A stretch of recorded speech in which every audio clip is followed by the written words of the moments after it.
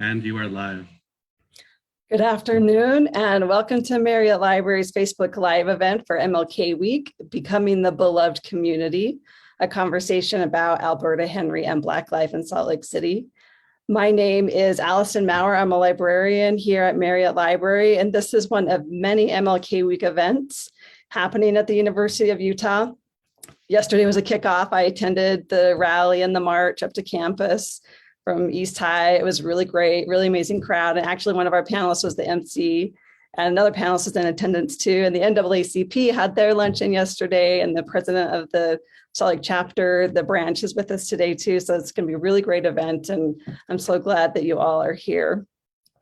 We host these events, Marriott Library does, as part of our mission to inspire the creation, discovery, and use of knowledge for Utah and the world. And what better way to expand knowledge than by talking with educators, clergy, jurists, and community and civil rights leaders. We have an amazing panel today who I'm going to introduce here shortly. But first, I wanted to ask our media specialist, Jordan Hansen, to post a link that everyone can reference as we talk. And we do encourage questions from viewers. So Jordan watches the Facebook page for questions, and then he will relay them to us here in the Zoom room where we're hanging out.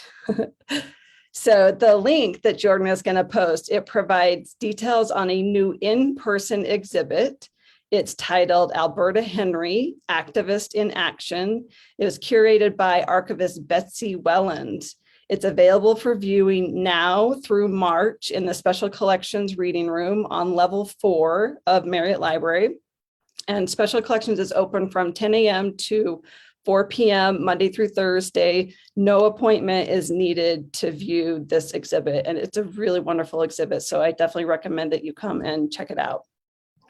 The guide that Jordan is posting, it also includes a link to newly digitized photographs from the Alberta Henry collection.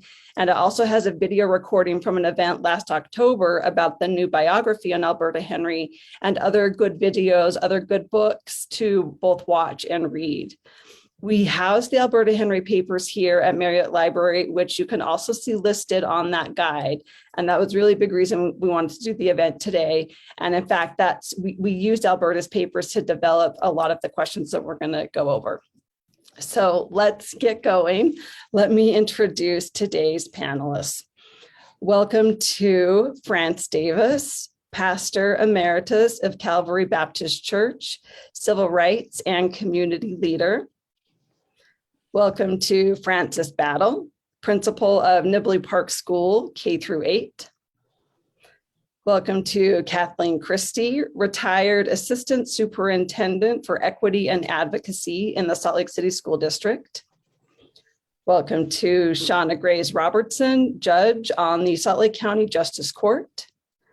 And welcome to Jeanetta Williams, President of the NAACP Salt Lake Branch. Welcome to all of you. Thank you for being here. So Reverend Davis, we've got about 7 questions or so. And again, like I was saying, we want to welcome questions from the audience, but I thought we would start by focusing on the University of Utah's theme to commemorate Martin Luther King Jr. week this year. And that theme is becoming the beloved community. Why don't we discuss briefly what that term means and then maybe relate it to the work of Alberta Henry and the experience of African Americans in Salt Lake City. So to start off with, if you don't mind starting us off, what are the key elements of the beloved community as promulgated by Dr. King? Thank you, Allyson. It's my privilege to share Dr. King's dream about becoming a beloved community.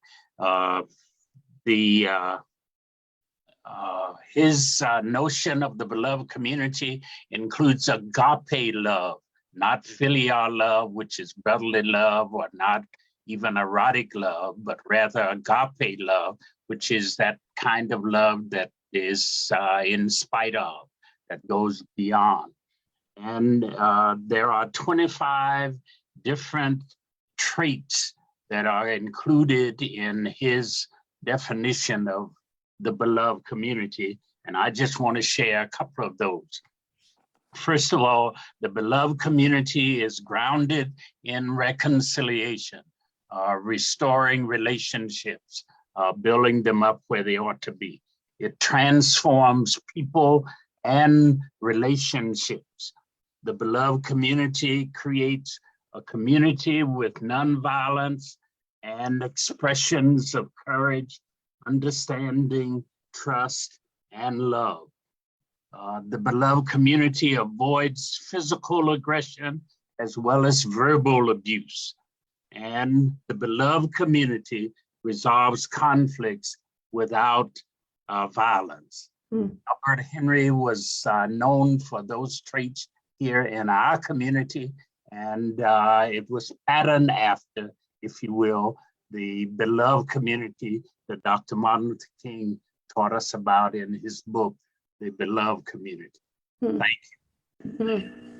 That's a really great overview, really great definition. I appreciated yesterday during the event when Kathleen was emceeing, she had everybody join in and saying that we were the beloved community. And that I just thought it was very powerful and very moving. It's everybody working together, and that there's a lot of power behind that. And we've come a long ways toward that, but we still have a long ways to go. Not there.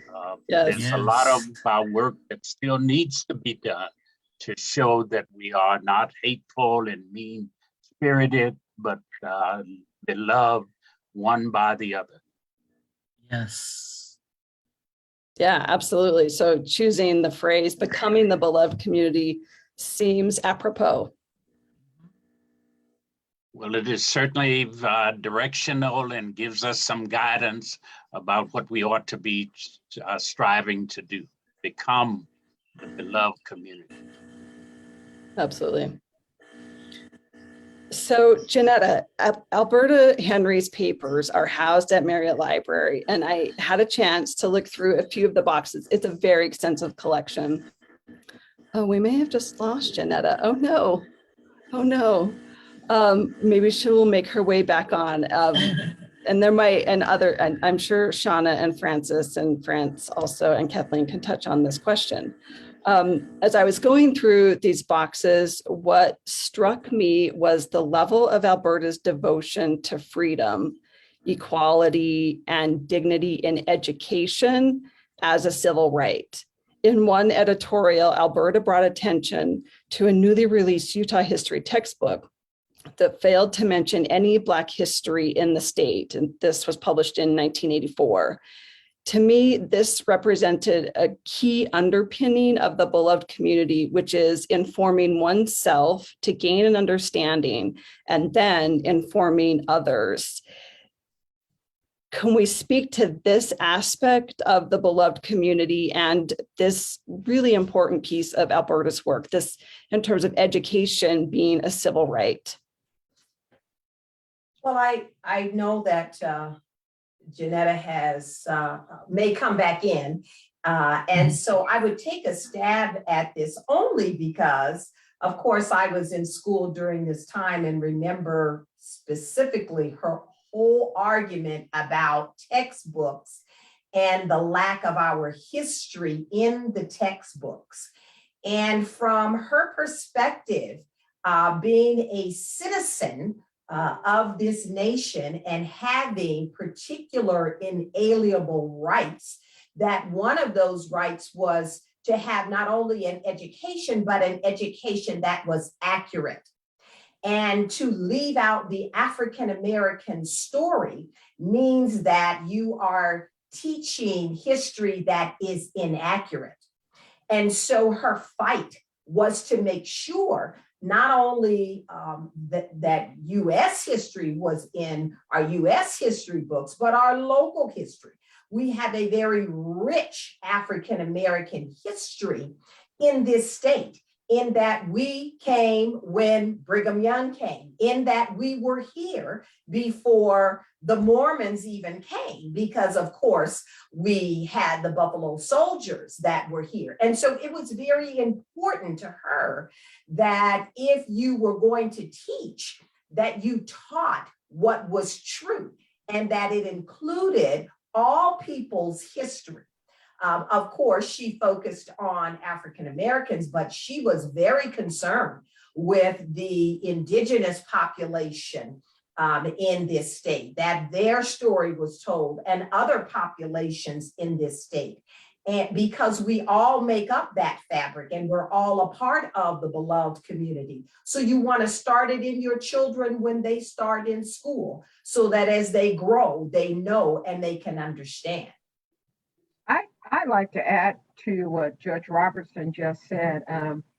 You know, at that time I was teaching, and not history, I was a language arts teacher, but it was a real focus on that also, because there were descendants, there were relatives of persons who came to Utah, were pioneers living here in Salt Lake City or in the state of Utah. So we had living history here. And for them not to have been included, that said a lot about the respect, the ownership, and all of those things that we were sharing in Utah history in our books here. Yes. And I'd like to add to that as well. It's amazing how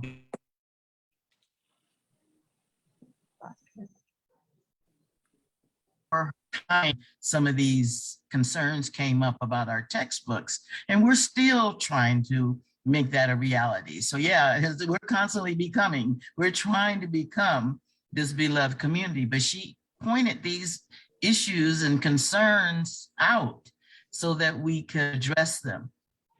Yes, and there are still grandchildren, great-grandchildren living in Salt Lake City today. Right. Jeanetta, welcome back. Sorry we lost you for a minute there. I don't know what happened. That's okay. We were talking about the aspect of the beloved community around education as a civil right, as a human right, and Alberta's work in bringing attention to Utah history textbook, leaving out African-American history.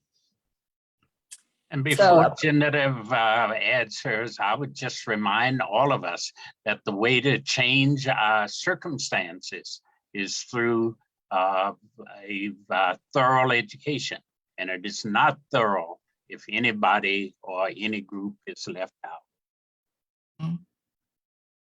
And that's absolutely right. Thank you so much. And I apologize, I don't know what happened here, but yes, Mrs. Henry was always looking and researching, trying to find out how to make the community better. And that was one of her main issues that she wanted to do. If she saw something that she thought that needed attention or needed legislators to do something about it, of course, she was always reaching out to the legislators and said, this is the problem. She would have them come to our meetings. This is the problem. We need to have something done about this. And she would tell them, you know, you need to make this happen.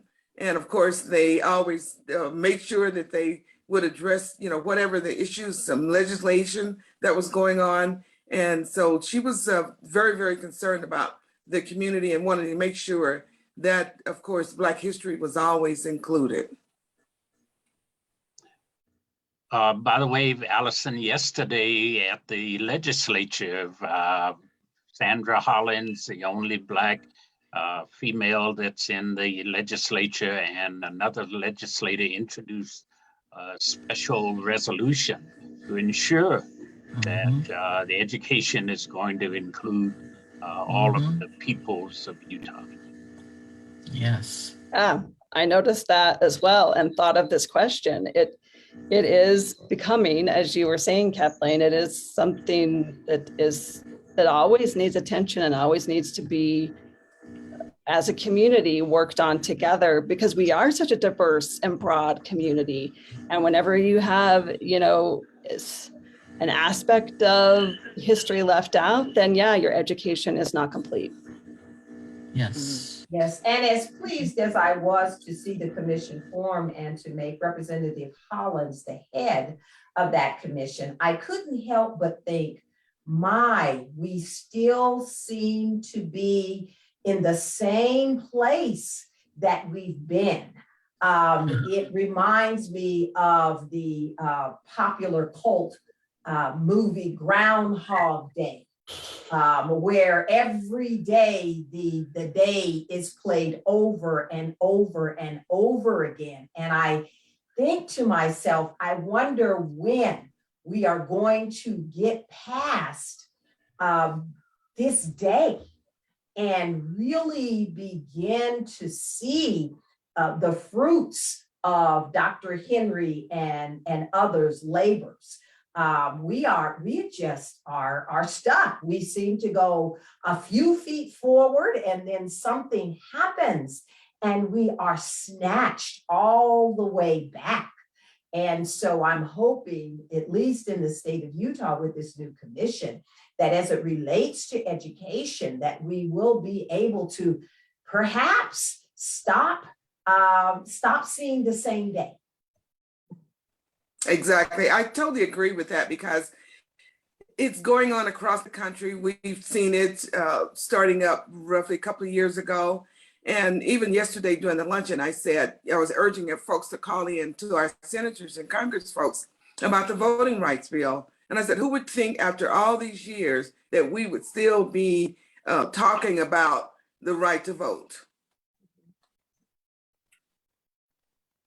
And urging people to call. And even trying to get our senators to support it. Mm-hmm. And that was a major concern for Alberta Henry. I mean, she constantly talked about this, our voting, like educating the community about voting. So yeah, you would think that we would be further along. But we, like you said, Judge Robertson, it seems to be Groundhog Day over and over again. Mm-hmm. And that's why it's so important for us to come together as a community to get out and vote. You know, we can't just sit at home and say, oh, somebody else is going to vote. I'm not going to vote this time. But it really doesn't matter who we're voting for. It's important for us to vote. And it's also important for us to come together as a community to help those persons who can't get to the polls or who don't know how to, complete applications to vote. And that's one of the things that the NAACP does very well. Anytime there are times for us to vote, there are opportunities that Jeanetta and her team provides to assist with voting. Mm-hmm. Thank you. Yeah, absolutely. I mean, it's a form of direct action. Mm-hmm. Mm-hmm. So Kathleen and Francis, what about direct action and negotiation? Alberta often brought attention to the fact that slavery was legalized in Utah through its territorial statutes. A handwritten note in her papers suggests that as she began bringing this fact to light, many people, including professional Utah historians, reacted to her with disdain, even calling the Salt Lake City School District where she worked, demanding that she be fired. Would you say that this was a form of direct action? You want to start, Kathy? Alberta did not hold her tongue. She was a force to be, and she wanted to promote it. She wanted to make sure it got addressed. That was the one thing she did. And she was consistent in bringing it to our attention and bringing it to those who had some power to try and change it. That was one thing about Alberta that I remember distinctly, is that if she had something in her mind that needed to be addressed, it was going to be addressed. So, and direct action is, we're not going to beat around the bush about this. And dialogue around some of these issues that were critical and they happen, but the direct action is it needs to be addressed. And I think that was a skill she was very good in employing. And it was addressed not only in our schools, but in our communities, in our churches, any place that she had a voice. And if she didn't have a voice, she would find a way to get a voice. Because that was her focus, that was her direction, you know, that was her lead. That was one of the things that she felt, and many of us knew she was placed here, you know, to do.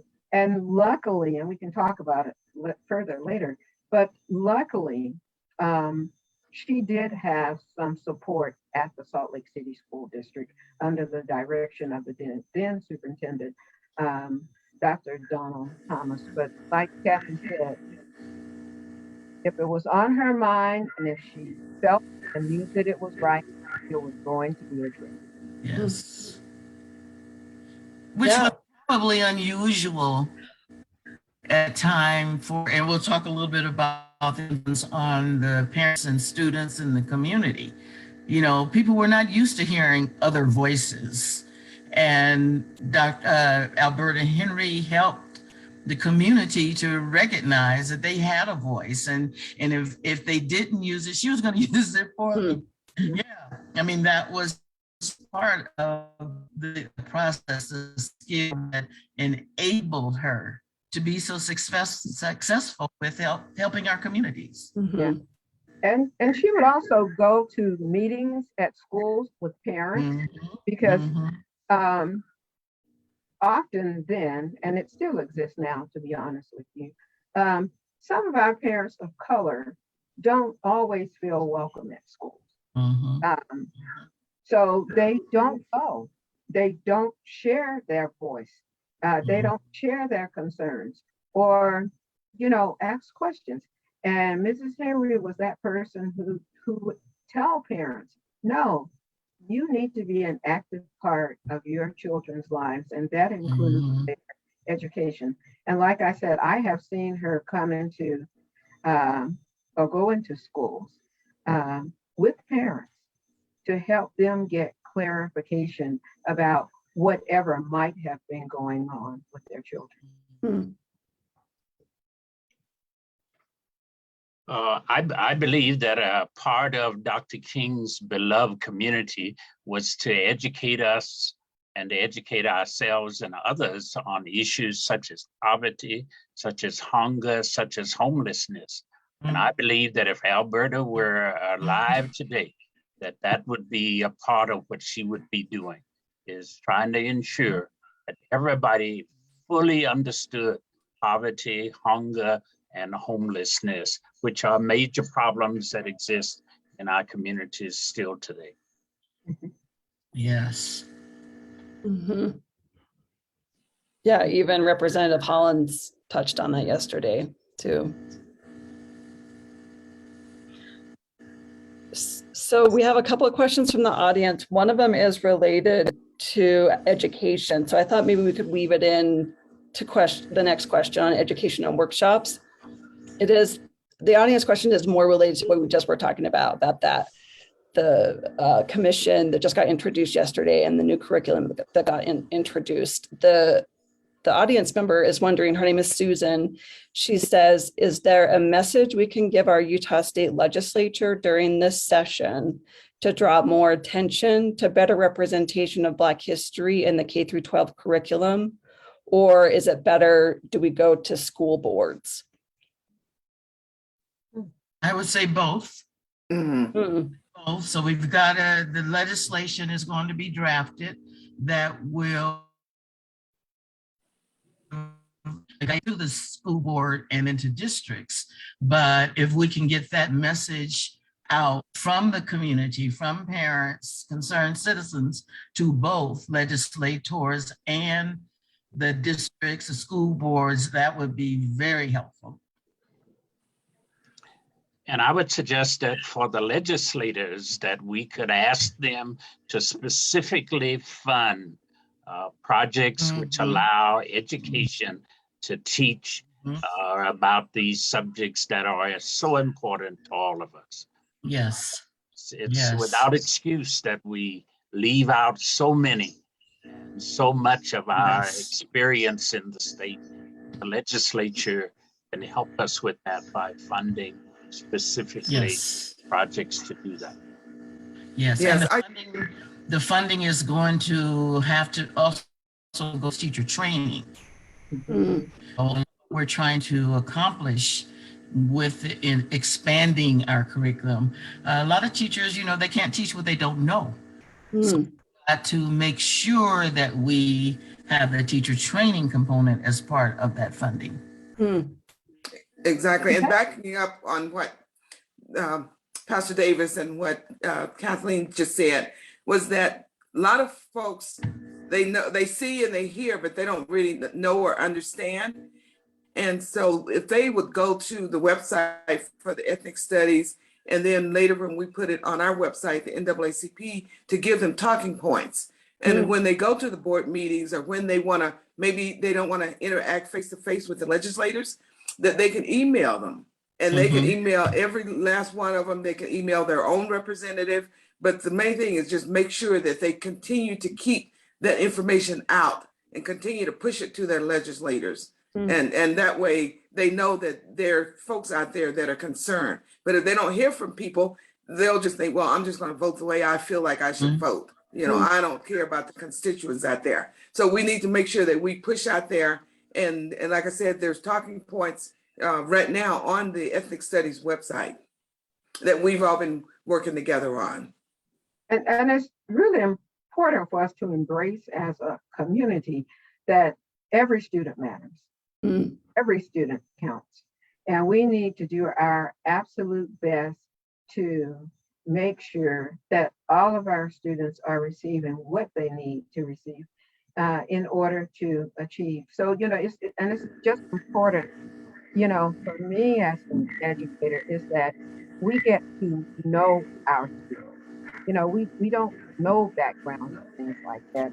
And really, sometimes we don't even, because we don't know, like we don't know how to address it. So we need our teachers, all of us need to continuously be trained so that we can continue to best meet the needs of all of our students. Ideally as an educator, we want all of our students to be literate or experience growth. Absolutely. Great comments. Thank you. And I know the person who asked appreciated that. So thank you. There's a couple other questions too from the audience, but I kind of want to just stay on this teacher training and workshop theme since that we have a question on that. And then I'll try and weave in these other audience questions as well. So this is mainly for Francis, but please others feel free to jump in. All right, so Alberta was dedicated to education personally and professionally. The Salt Lake City School District Superintendent at the time, as you mentioned, Francis, Dr. Donald Thomas, appointed Alberta as the minority consultant. In that role, she brought together fellow Black educators in Utah and students of color through the Rainbow Honor Society and organized several workshops for teachers, parents, administrators to attend to gain a better understanding of the injustices present for students of color in the Salt Lake City school system. Francis, I believe you were even involved in some of those workshops. I saw your name in the papers, in her papers a number of times. In one very important workshop, information was relayed about the use of racial slurs by a student body president in 1979, and a call from Alberta and parents to not only address this speech, but to also bring attention to inequality in classroom management, not calling on Black students, not providing similar opportunities, not allowing Black students to make up missed work. Would you say this type of mentoring and these workshops helped with both negotiation and reconciliation, two major components of the beloved community? Yes, absolutely. And, I will also say that, some of those things are still happening today. Dr. Henry was among those people who, opened the door for conversations, but absolutely. And that's where, parents' voices, they needed to recognize that they had a voice. And as districts, and I won't just say she was in the Salt Lake City School District, but I think, districts throughout our state needed to bring attention to those kinds of things because they shouldn't have been happening in our community. Absolutely. So yeah, and it's unfortunate that it is still happening. I mean, we see that right now with the investigation from the Department of Justice within the Davis County School District. So yeah, kind of this theme of this conversation seems to be like Judge Robertson was saying around Groundhog Day is we see a lot of this repetition, which is unfortunate. All right, so Jeanetta, if we could move to you also a little bit. We know that Alberta was a trailblazer in the public school system, but she was also the president of the NAACP Salt Lake branch for 12 years. What would you say were the building blocks that she used in leading the NAACP Salt Lake branch? I think the building block was for her knowing what was going on in the community and being able to address those issues. For instance, if there were some issues going on in the schools, she was on top of it. She knew she would get on the telephone and she could make the calls and ask questions and see, what was going on. And she would get in her car and you would see her going to the meetings and she would tell me later, I was trying not to speed, but she would get in that car and she would go to those meetings and she would walk in there. And, people knew that when she was showing up, that she was showing up for business, that she didn't just go to the meetings just to be, sitting there and being in the meeting. So if she had something to say, you knew about it. You didn't have to wonder about it. And so that was some of the things that she was always doing and wanted to make sure that she was always aware of things going on in the community, things that the legislators need changing, things that, that was happening. Like Pastor David said, with hunger, making sure that there was during Thanksgiving time, making sure we get food out, making sure if there was injustices being done, we were addressing those issues. So she was always out there on the forefront of community, and it was her beloved community. She would tell us. I mean, she would tell us that if there were certain things happening. She would tell us in a strong voice that we needed to show. So, that meant that Mrs. Henry requested or wanted you to be there. You needed to do your best to show up to be supported. Yes, one viewer says, his name is Paul. He says, thank you to each of you for the work you have done and continue to do. You have inspired me over the years. He says, Ms. Henry would be a major voice with all that is going on currently as she was before. She would. I could only imagine if Mrs. Henry was alive today with email and texting, she'd be right on that.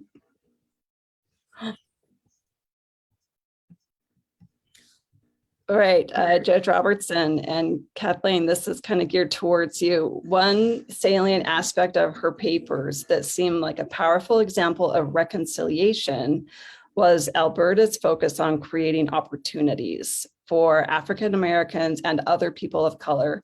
We talked about the Rainbow Honor Society, her work with the Salt Lake City branch of the NAACP and bringing together Black Utah educators, as well as her workshops. She also strived for all Salt Lake City residents to build authentic relationships with each other. Here's how she defined it. The authentic relationship is based on mutuality of need satisfaction, assumes that all parties have responsibility for the relationship, utilizes behaviors that enhance trust, openness, risk, and integrity, and is not possible for all people. What do you make of that last line? And what does this approach to building relationships say about Alberta and her drive for creating enriching opportunities for everybody? And Judge Robertson, sorry, you are on mute. I am indeed. Thank you for notifying me of that. I would like to start off on this if I could, because clearly my role as a panelist here comes in that I grew up under Dr. Henry. I am, of course, not an educator or a civil rights leader per se, but I'm an individual that sits and applies the law, hopefully equally and fairly to everyone. And so my real value here, I believe, comes in that I had firsthand knowledge starting as a very young child, probably around 7, 8, 9 years old, growing up and having Dr. Henry as a large part of my life. And when you talk about her and her tenacity and her ability to build communities, I am remembering the first trip that the then Black Honor Society, later Rainbow Honor Society took. And I don't know if we touched upon that particular group that she had in the schools for students to excel and to learn and to enhance and enrich their lives. But the very first trip that we took happened to be in 1975, a 2-month trip that we took to New Zealand. And what Dr. Henry was able to do was to take not only African-American students, but Native students, Anglo students, Hispanic students, to show the richness of our culture and to take that into another country. And that was what she was all about. You need to understand not only the people here in the US that you call your brothers and sisters, but we want to expand that throughout the world as it was. And it was because of those kinds of conversations that we were able to work together. One of the things that we are missing currently is that we are not able to sit down and talk to one another. We believe that if I disagree with you somehow, that makes us an enemy. And because we're not able to have a difference of opinion and to go from those differences and find our similarities and move forward, the conversations are not occurring. But she had a way to make the conversations occur. It didn't matter whether you agreed or disagreed with Miss Henry. You were going to sit down with her, have a conversation with her. She was going to bring you together. And when we left the room, we would have a plan in place. Now, again, I may not have agreed with everything, but I could see the value and find the similarities and to go from those points. And so I think that was the value that Miss Henry brought. I tell you, revolution starts from the ground up. And she was a ground up, a boots on the ground individual working throughout this community to bring about a positive change. Yes, Judge Roberts said it so eloquently. That was Alberta Henry. She knew how to bring you to the table, to the room, in a discussion, and we're going to, and her mutual, it was this mutual responsibility of all parties to come together, resolve conflict. She was really good at listening and hearing both sides, even though you knew she was going to say what she was going to say. She was really good in listening and helping all parties to understand that we had to come to some resolution here. We may have conflict and we may not all agree, but we're going to talk about this and we're going to mutually come up with a resolution. I experienced that firsthand with her. So, and I was just so blessed to see that skill, how she applies,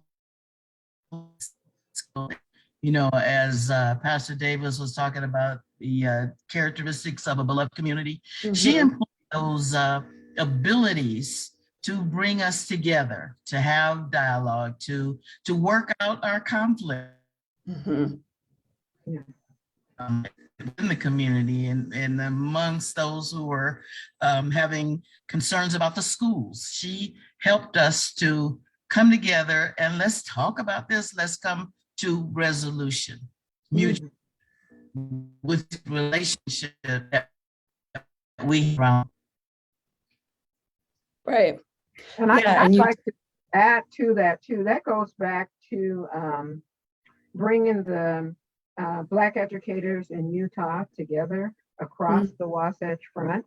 That was an opportunity for, all of us to sit down and talk about the wonderful things that we were experiencing, as well as some challenges that were occurring either among our students, on the staffs, among ourselves, because in most instances, it's still today, we were among one or maybe two persons in a building. And, sometimes there were things that you just needed to talk about that you couldn't talk about in faculty meetings. So Dr. Henry, would bring us together for that. The other, speaking from the viewpoint of an educator, she pulled us together because she wanted all of us to, of course, do well at what we were doing, and we were, but she wanted us to, take another step, move higher. She would say, you can be a principal, or you should be a principal. You can be a superintendent. And, that helped us. That gave us some fuel for the fire. Like, hey, yes, we can do that. And I will say I love teaching, but I actually sit in this chair in my office because of the encouragement, the push, and Dr. Alberta Henry, because she wouldn't take no. Yes. So, at one point she would say, are you working on your administrative certificate? And I said, no, not yet. But, Alberta was persistent. So I'm sure Kathy's included in that. We started moving a little further professionally. So Yes. belonging was very important to her. Yes. Yeah, creating opportunities, it's so important. And I think being willing to have those conversations also really important. And yeah, to be the kind of person that could bring people together to have what can be difficult conversations it's a true skill. It's sort of what you were touching on at the beginning, Pastor Davis. And it does seem like if that willingness to not have the conversation, that if someone is unwilling, then yeah, it seems much more challenging to create that beloved community.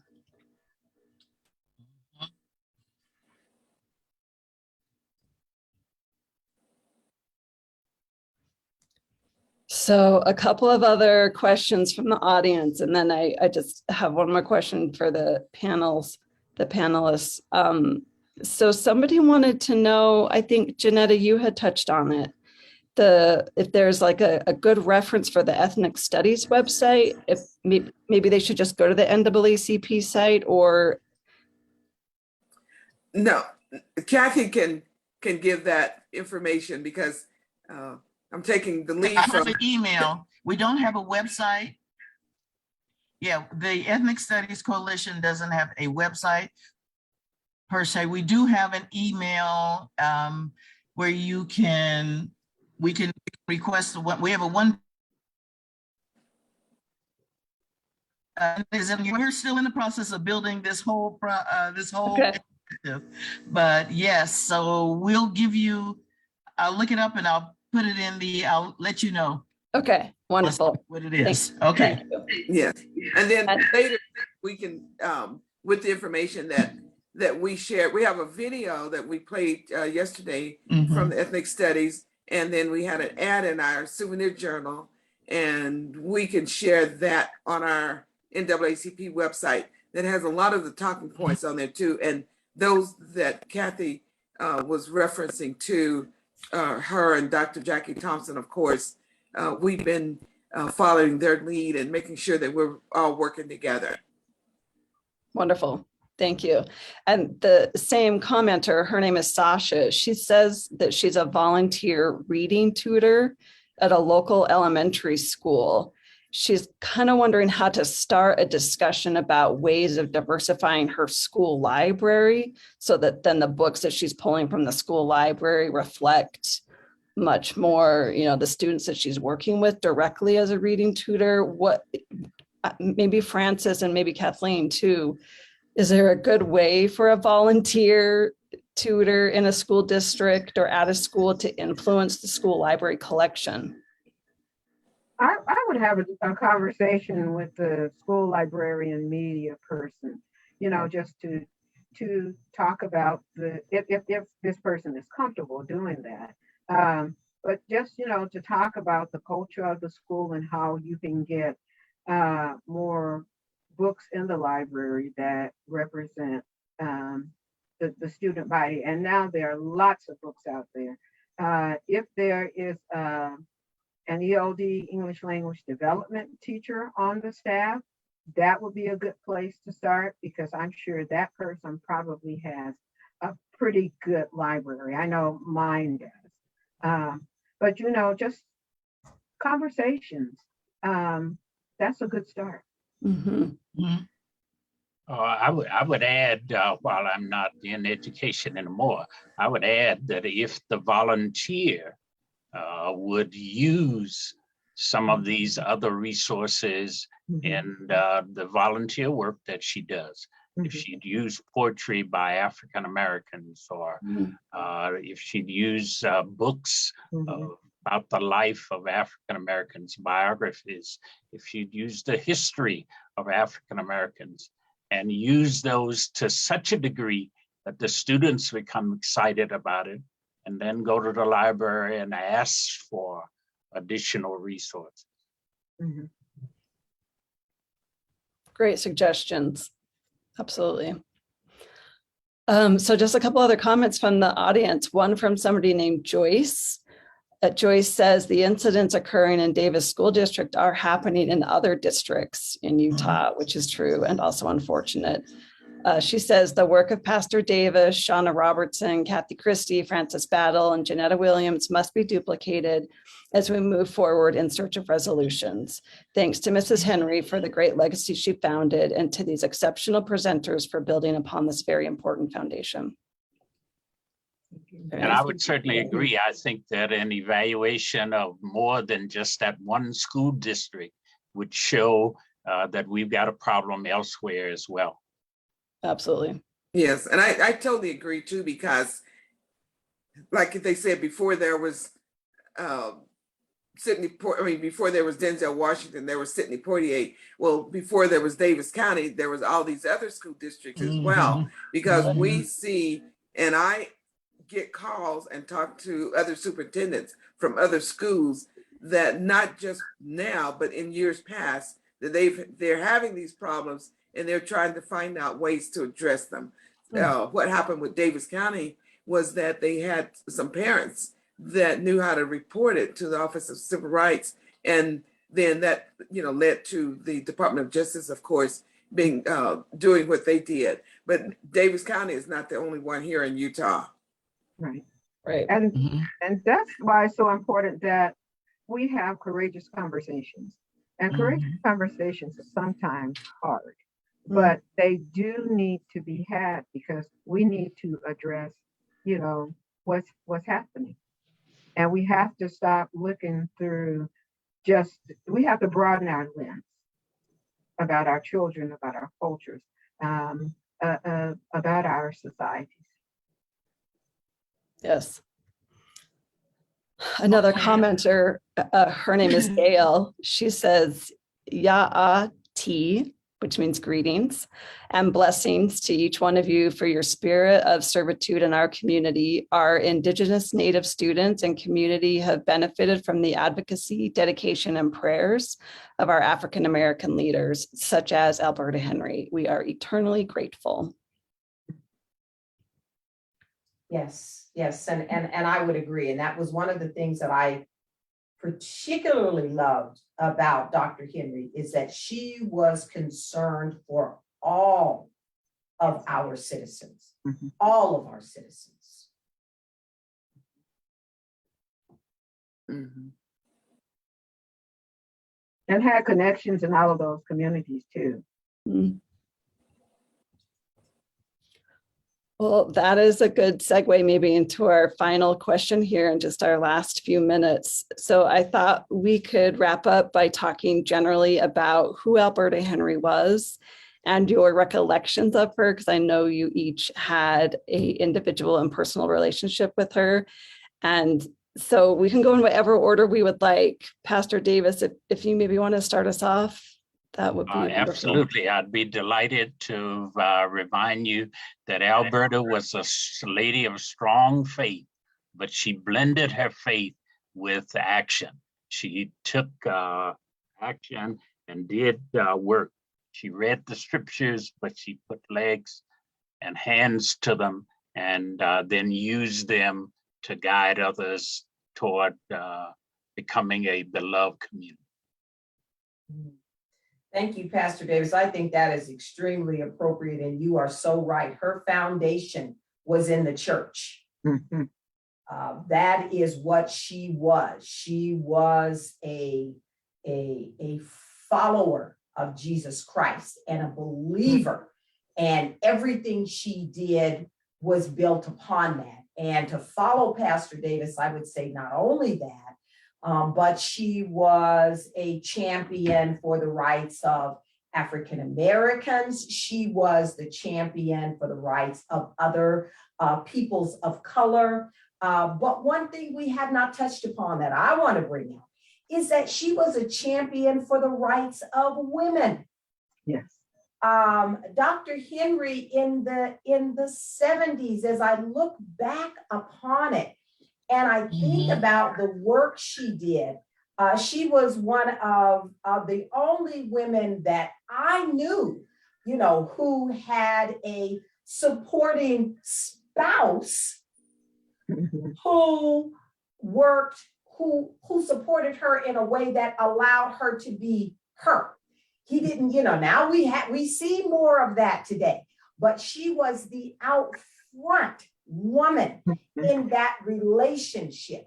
And he was pleased to allow her to be who she was. He made sure that things were kept decent and in order at home. Mr. Henry did the cooking, a very mild-mannered man who had traveled all over and had worked on the railroad, and said, no, I just want you to be able to do what you're doing. He would support us all and cook and fuss over us all, and she would take that lead. And she was a tremendous example of women fighting for the rights of women. She wanted to make sure that we had an education. She wanted to make sure that we were able to take up the mantle. I say this without pause, that had it not been for Miss Henry and the doors that she opened for me educationally, I would not be in the seat that I'm in. So I don't want us to leave and not take note of the fact that she did a lot of work in women's rights. And I would just like to add to all that has been said, she was a champion for what was right. No matter who or what, it was what was right. So for me, she was a role model, she was a trailblazer, and everything that's been said, I wholeheartedly agree. Exactly. And piggybacking on what Shauna said too, was that the many late nights at the house of Mrs. Henry and Mr. Henry there, and he would be doing the cooking. We met and talked, and we it wasn't in the living room, it was in the kitchen. Kitchen. And she was always, right there. That was her, even when her mother became very ill. She didn't put her in a nursing home. She brought her to her own home, got her room and set it right there by the kitchen, and where she tended and nursed her up until, she passed. In fact, the day that she passed, we had just left church and we drove up to the hospital, and we spent time at the hospital room. And then as we were leaving, she went back in, and then that was when her mother passed. And so she had all of this spirit and go-gettingness from, making sure that the community was there, but she also had a great desire for family. She loved her family. She would, as I said previously, before we met today, is how she would get on the kitchen floor and be on her knees and hands and crawling and laughing and playing with the grandkids. And so she really was a family person as well.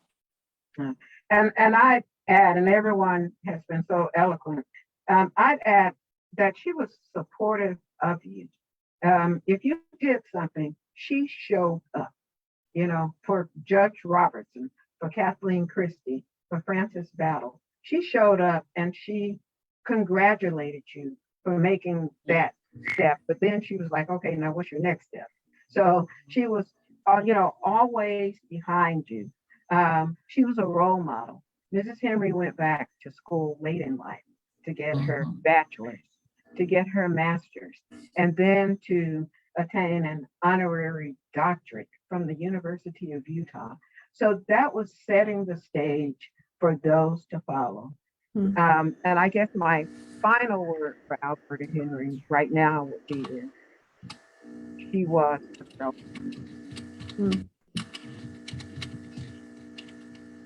Wonderful sentiments. There's actually a former student who just commented, Kelly, who says she was a role model, a trailblazer, and mentor to young people. Kelly was among the 23 African-American students that she chaperoned to Jamaica in 1978. And she helped inspire Kelly's 21-year career as a practitioner in diversity, equity, and inclusion. I respect her. That's really exciting. And just lots of other positive comments. Lakeisha says, I want to thank all the panelists for taking the time to educate the community on the life of Alberta Henry.